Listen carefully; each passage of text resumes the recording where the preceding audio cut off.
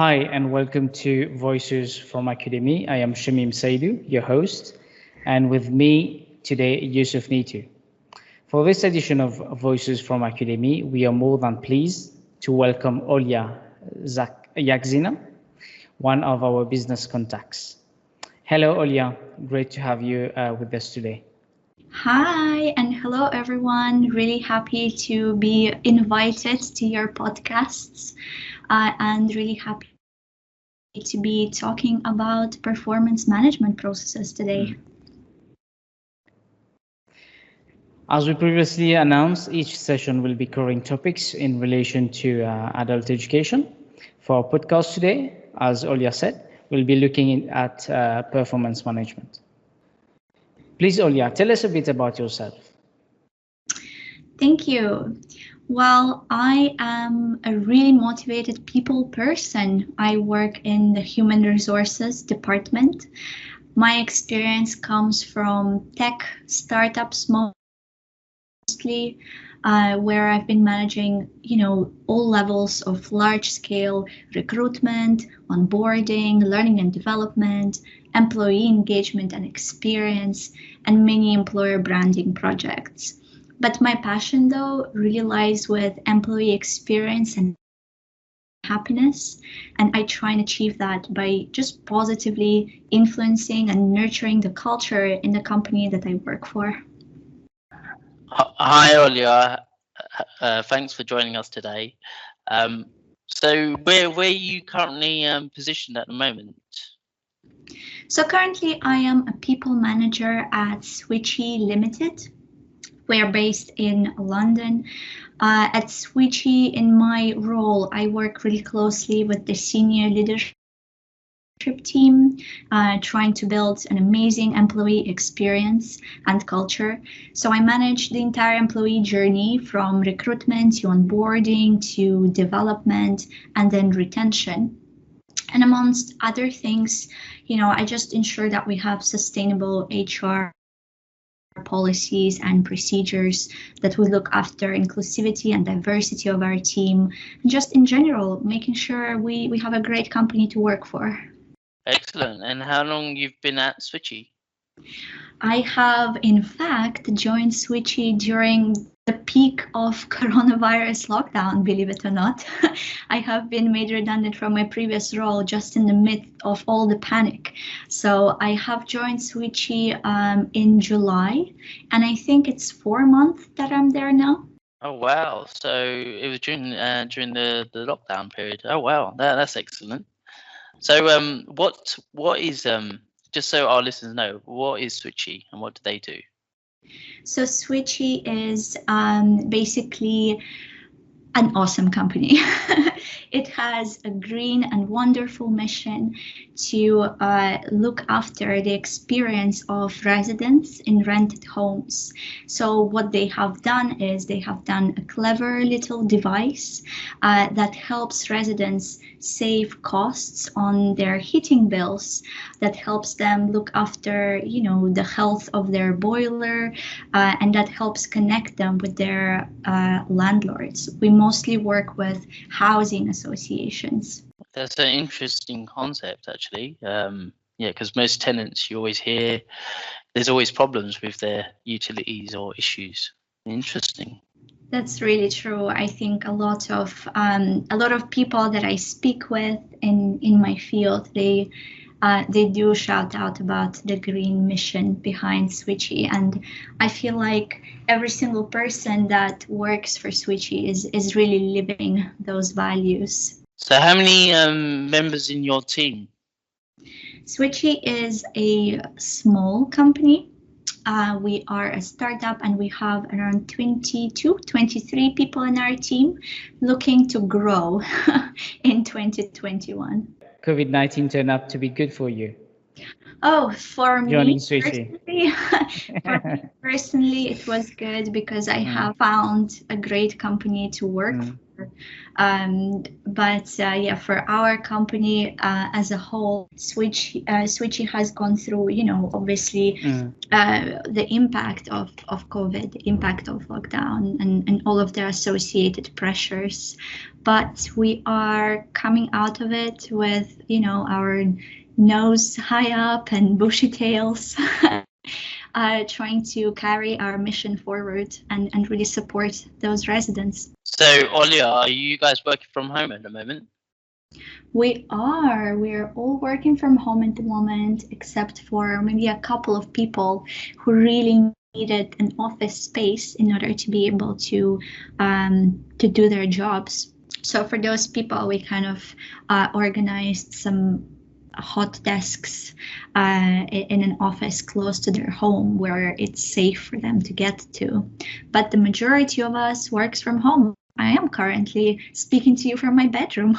I think we most companies we speak to, or most individuals, we're all working from home, including us.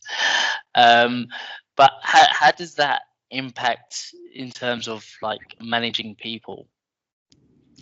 I think in terms of managing people, or in terms of even managing your workload, it is definitely a certain level of skill that you need to possess in order to be able to self-discipline yourself when you approach your tasks, in order to be able to have good communication with your team members, direct team members, and the rest of the company. So it has been slightly more natural to me, just because I sort of been raised in the day and age where everything is digital and I meet people online all the time. So it was kind of natural for me to adjust to this working style. I think that what I do best at the moment is just constant communication and making sure that it is regular and it is full of informative stuff, and that everyone feels supported. Even though they're far away from me, I still try and be present, even as a little square on their computer from time to time, just by saying that I'm here for you, and if there is anything you need, please reach out. It certainly has changed the way we work, and obviously the way we manage people as well.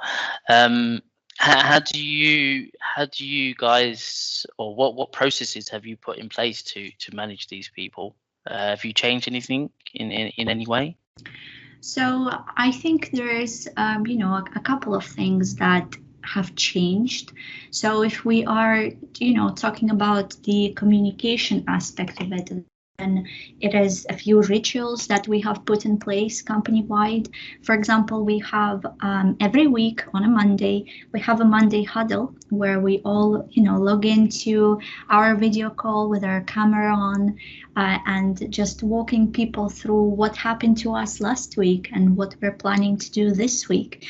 And that is really helpful to really connect everybody, to really communicate what it is, what projects you're working on, and involve people in order to collaborate on those projects together. Every couple of weeks, we have a 1.5 hour lunch and learn session where I curate the content, basically trying to invite people from our company to come in and present something about what they're doing. Maybe our software engineers came up with a new feature, so I would be asking them to present it to everybody and show us something that they've done, because that's so exciting. Or trying to invite some external speakers. So for example, this week we will be having some yoga and meditation session during that lunch learn 1.5 hours. So we will have just a few minutes helping people, relax and cool off and declutter their minds before returning back to work.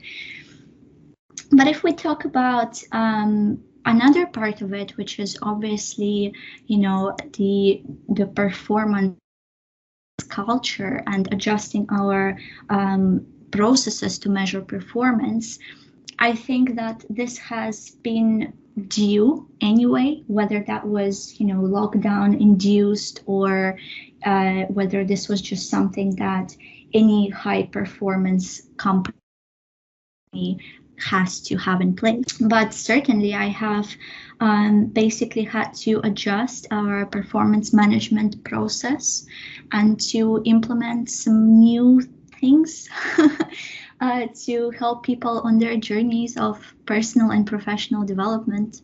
That's interesting you say that, because what we found as well, just speaking to other individuals from businesses, is that you're working at the place that you normally rest. So it's finding that balance individually in terms of being productive and being able to work without any sort of distractions. How have you found that with your team? I think even before the lockdown, a lot of our team members have had this flexibility where they were able to go and work from home. Another thing that we have active in our business is flexible working hours. So if you take those two and combine them, you could already see that Switchy trusts its employees to go ahead and do the work that they say they're going to do. So when it comes to managing people through this period and, just kind of trusting the fact that every piece of task and project is going to be fulfilled, we don't have a problem with trusting people with that. In fact, what I personally have a problem with is I want to ensure that people do not burn out during this period, because exactly as you said, in a place where we are resting, we're now working. My laptop is just in my bedroom, and sometimes I wake up early in the morning, I take it in my hands, and even before I have my coffee, I'm already sorting through my emails and seeing what happened, seeing what I can reply to now while I have this time. So you can imagine that obviously if I'm very aware about mental health and preventing burnout and mental well-being, and I am falling into this trap of, I guess it's called overworking, really. So my worry there is just, yes, we trust people to do the work they're going to do, but can we make sure that they do not burn out doing this? And so actually this is the other part of my work that I manage. It's making sure that there are regular events happening, virtual events that would help people take a break. For example, every Thursday we have an afternoon tea and cupcake, very English, booked at 4 p.m. on a Thursday every week, where people are encouraged to just stop doing what they're doing, log in there, and have a chat with everyone. The rule is no work-related subjects. Or every 2 weeks we have a virtual social where I try and organize some team activities or online games that we can play together while having, a drink or something, or a glass of water, each to their own. So it's that is what was important to me, more so than monitoring people. Yeah, I totally agree in respect of that leadership style. Especially mental health being a big issue right now, and the effects and impact of COVID has had as well. It's important that we gauge the team to remember that it is fun to work, but then also it's important to also switch off as well. Absolutely. You have to kind of have that balance. Another thing that I'm doing is every week I send out a question. It's always a random question, but it's tied with mental health and well-being. And for example, one of the questions could be, my workload does not affect my personal life, and you kind of score it on a scale of 1 to 5, how much you agree with that statement or disagree. Or the work that I'm doing does not cause me stress, and then you have to mark that. And I'm kind of just seeing what people score themselves as they self-reflect on that, to try and see whether we have a problem or not. We're lucky to see that, you know, at the moment there is a kind of no problem there, but I'm still cautious of the fact that maybe people, you know, don't necessarily 100% engage with these questions, and maybe somebody who actually experiences burnout and work stress, they don't have time to go ahead and engage with some questionnaires like that. So weekly I post some things on our communication channel. We use Slack for our company communication, and I would post in there, you know, some tips and suggestions from positive psychology, for example, or cognitive behavioral psychology, to try and help people manage their own mental well-being. Interesting, Olya. For sure, with this kind of working environment, everyone will be happy to work and give out their best. That is true. I hope that you know, people are happy now that we don't have the office, and we don't have that, you know, daily interaction of people seeing people's smiling faces or concerned faces. I do not really understand what is the so-called mood is at the moment. So I can only imagine, you know, what it could be. But having some regular reminders to people and kind of communicating that we care about their mental health, I hope that this just shows them that we are on their side and we understand how tough it is. Excellent. Excellent, Olya. Yousouf, when will you get me a cupcake then? Virtually, unfortunately, for now. So, Olya, tell us a bit. Tell us about performance management process. Well, how do you set up this kind of process? Oh, performance management is an excellent subject. No matter if you're doing that remote or if you're doing that face-to-face, I think for at least the bare minimum, there is one part of performance management, which is your regular check-ins. And then you can go deeper into performance management and actually turn it into a program of career development and talent succession. And what I mean by that, I mean people who are already actively engaged with their current roles, but showing signs of promise when it comes to the next level of their roles, which then they could potentially be promoted into.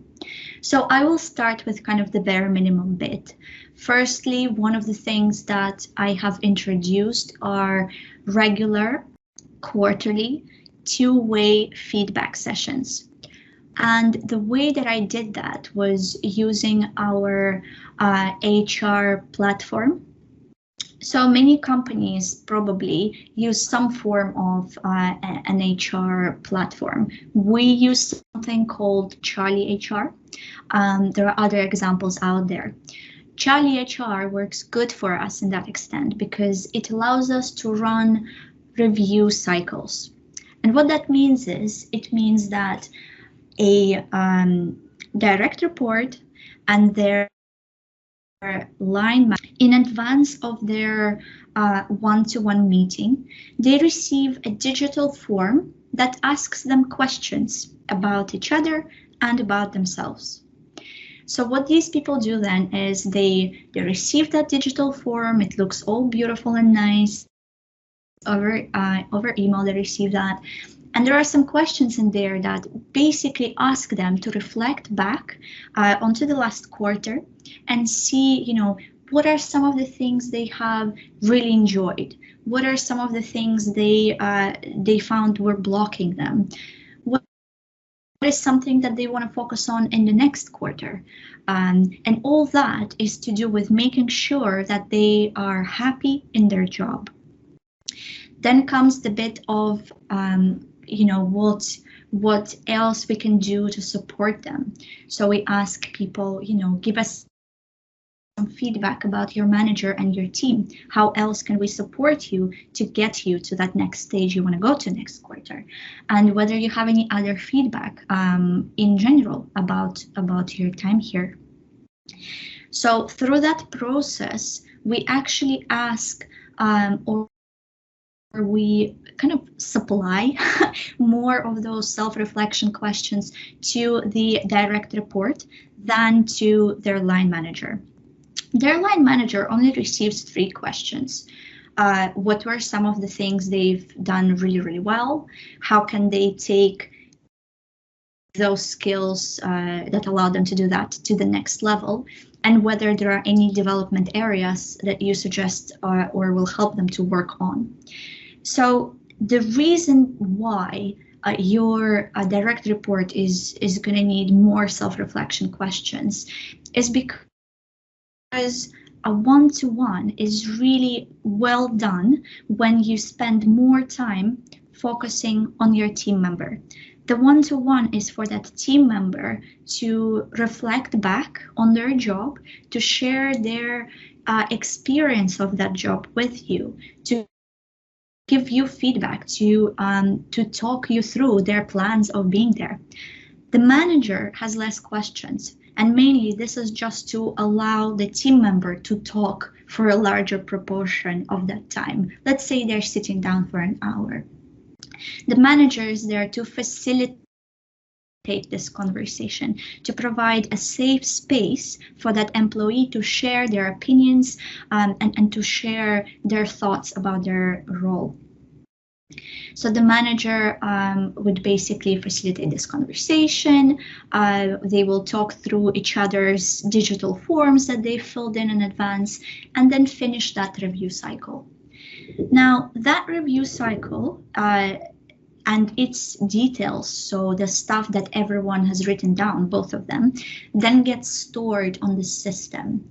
And it has 2 purposes, really. One is so that the next time that you have this review coming up in 3 months, you don't have to dig through your memory castle to try and find, oh gosh, what did I say last time? I don't know anymore, I forgot. So one thing is just checking through what you've written before and kind of preparing for your next one better. But another part of it is for that performance management aspect, because you need to have a written record of these conversations. What if the manager last time provided a piece of constructive feedback which has indicated to the individual that they need to focus on developing this particular skill in order to be successful at their job? And without any written record of this conversation, it will become difficult referring back to any such conversations happening in the first place. So this is really the basic part of performance management. I will move on to the next one then.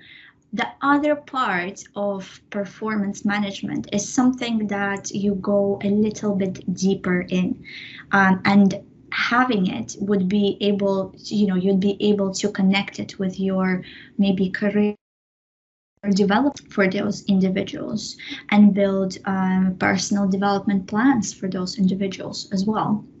So the next part of it was an annual performance review process that I've put in place. Now, our employees, and this was before I joined, they have already had a certain performance review process in place where they would receive a bonus at the end of the year for really good performance. So I had to keep that bonus in the equation in order to make sure that I don't take anything away from people. However, I had to kind of work around the process that was currently there for performance management and make it work better in order to allow people for that career progression to take place. So the annual performance review process then becomes a merit-based process. Imagine a Google Sheet template, and that Google Sheet template would be divided into 4 key attributes of a high performer. How did I find out what these 4 key attributes are? I Googled it. Just like everyone else would have. You go ahead and you Google what are the key attributes of a high performer in a company. And then stuff like their technical knowledge will come up for you. Then stuff like the impact they create on the company will come up for you. The level of collaboration they have with other people will come up for you. And finally, the way that these people represent and live your culture and values of your specific company. Coming back to the Google Sheet. You're looking at your Google Sheet and you can divide those key attributes in separate tabs. I'm sorry, I keep referring to the Google Sheet. I'm a Mac person. You guys might be working with Microsoft Office, but in any case, you still have similar. Yes, you will still have tabs, even if you're working on a Microsoft. So you'd have your Excel sheet, you'll still have tabs. So what I've done there was I have divided those key attributes into different tabs. And on every tab, I have created a scorecard where this key attribute would be divided into levels. For example, you can have a certain level of impact, level 1 through to level 5. You can have a certain level of collaboration in your company from level 1 to level 5. And the same goes, for the others. So then comes a problem, right? You have so many people who are, if we were just maybe a content marketing agency, we would have everyone doing content marketing. So it's one thing kind of designing those scorecards to make sure that people understand what those levels mean to them. And another part, when you have people from different teams who are going to be using the same scorecard to assess their performance. So I had to come up with generic written examples of what any such performance level would look like for those key attributes.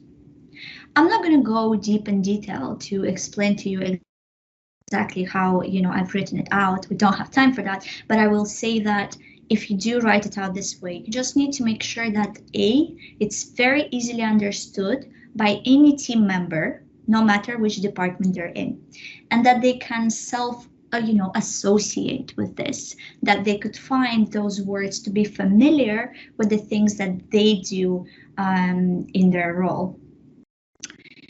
So really, the way that it works is everybody basically makes themselves that template with those scorecards on there, and for the duration of a year, they basically go ahead and they populate that template with examples of where, and how they associate with any of those levels. For example, impact. I want to go and say that I am level 5 on the impact. Let me go and read what level 5 entails. Okay, it entails such and such and such. So let me go dig into my archive of all of my OKRs and KPIs that I have done this year to see whether this applies to level 5 or not. Whether the way that I have executed them or the way that I have, presented them to the people, whether that really applies to level 5. Perhaps it doesn't, and it only applies to level 4. In any case, what I will do is I will self-assess. I will score myself a score that I believe I fall under, and then I will provide examples of my project work or the tasks that I've been doing and the way that I have carried out those tasks that reflect the behavior defined in level 4 of impact. So I hope that sense. So we looked at, business insight or your technical knowledge, impact, or kind of what happens with your job, like what impact it creates on the company. And we talked about collaboration. The other part I mentioned was culture and values. This is really so custom to your own business. You might have, a value of being transparent. You might have another value of being helpful. You might have another value of having humor. I don't know, whatever this is. But the way that you will design the scorecard will have to reflect the exact behaviors that you associate with those values, and then give people an opportunity to identify and provide examples of the times when they have lived up to the expectation of that value. Because I mentioned that we, the system that we had in place was to do with our bonus as well. That template that I made, it would basically self-calculate, like as people fill in the scores, they self-assess as on those different key attributes of a high performer. The template would automatically calculate for them the amount in pounds of the bonus that they're going to get at the end of the year. So hopefully that way people are really motivated to go ahead and score into the next level to have that bonus higher. I mentioned before the career development framework. When you have people who go ahead and fill all of this in for you, they then share it with their manager, at least 3 weeks before their annual performance review, so that their manager can go ahead there and can basically cross-reference with reality what everybody self-assessed as. And the manager's job there is to calibrate and align and make sure that all these scores represent reality. And their other job is to identify when somebody is due for promotion based on all these merits, based on all these things that they've been doing this year. Maybe you will be having a customer success executive who has been doing the work of a customer success manager. And here lies all the evidence that this is what they have been doing. So the manager then can go ahead and present it already as a business case and say, I believe this person deserves a promotion. And then we take it from there. I appreciate that I have thrown a lot of information at you. You've only asked me one question. No, it's definitely good insight, Olya, and definitely for our listeners as well. Very, resourceful. Informative, right word. Exactly. Probably one question, Olya. How long did it take you to put this process together? Because obviously you joined in July. So, was it something that you already pre-planned from like previous roles? And also, what were the main key issues you faced in putting this together? Mm-hmm. So I think one, to sort of answer your questions one by one. So the first thing is, yes, I have joined at the end of July, and I had this as an OKR to implement the new performance process, promotion process, all of that. I had 1 quarter to do it, and I have done it in 3 months. But what were the issues that I had with getting it done in that short space of time? A, buy-in. You want to make sure that everybody who, one, will do this process as a manager, and 2, be taken through this process as a direct report. That both of these parties agree that this is going to work for them. So what I had to do was, I sat down while I was making the process, I sat down with all of the managers to get their feedback step by step. I then sat down with many people in the team to their feedback as a direct report step by step on how they would find going through this process, so that by the end of it, I could say it wasn't just me who came up with this, it was all of us who did this. And that was the most cool thing about this whole enterprise. So definitely, I would say this was, the most difficult thing to do, to get buy-in and to make sure everybody was in agreement that this is what we're going to do. I think that's always the challenge, is just having the right teams buying into a new process, and obviously that comes from the ground up as well. So it's from the bottom right up to the top. So it's important that you have all stakeholders involved for something like this to work effectively.